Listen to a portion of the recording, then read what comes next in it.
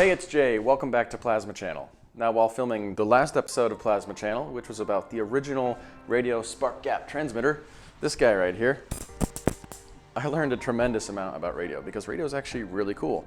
But I also witnessed something I have never seen before. I saw a visualization of the harmonic frequencies of a spark gap. So today's episode is short and sweet and to the point, and I'm going to show you how to very quickly, easily, and freely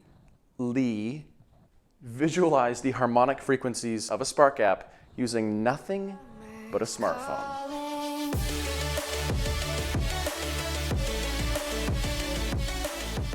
This will be really straightforward. Using your smartphone, download a sound analyzing app like this one called Sound Spectrum. It's totally free. When you open the app up, this is basically what you see. On the vertical axis, you'll see relative strength, and on the horizontal axis, you'll see various frequencies, which you can adjust. But this screen will show the graphic display of frequency strength and distribution. Here's me snapping my fingers, for example. Apparently my snaps are about 2 to 3 kilohertz. Once you've downloaded the app, you basically have everything you need to start reading the frequencies of a spark gap. Just a cell phone. Not sure if that showed up on camera or not. But one thing to take note of is the spark gap frequency signatures are going to look a bit different for every spark gap. For example, if it's driven by a continuous wave spark, like something from this arc lighter, it's going to be a very clean signature. This arc lighter you can see is exactly 15.2, 15.5 kilohertz. And this matches up exactly with the oscilloscope readings. The second harmonic of 33 kilohertz is off the graph.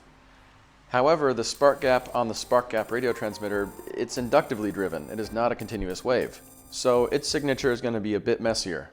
Watch this clip and I'll explain afterwards.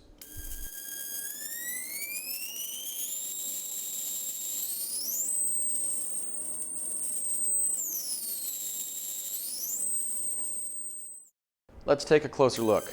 With the spark gap set at 1.6 kilohertz, you can see a harmonic at 3.2, 4.8, and so on.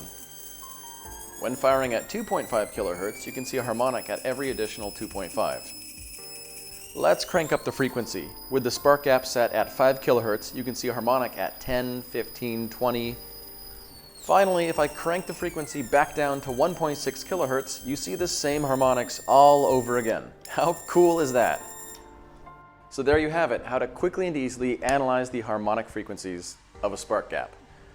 But what exactly does this tell us? Well, actually a couple of things. First of all, when an arc of electricity is formed, due to the reverberations in the spark, it produces sound at multiple harmonic frequencies. Looking at the first harmonic, it can tell you the frequency of the spark. And second, the pitch you pick up with your ear is actually a combination of all those harmonics. The more you know.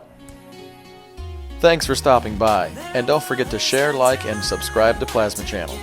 Check us out on other social media, and feel free to check out our various other episodes.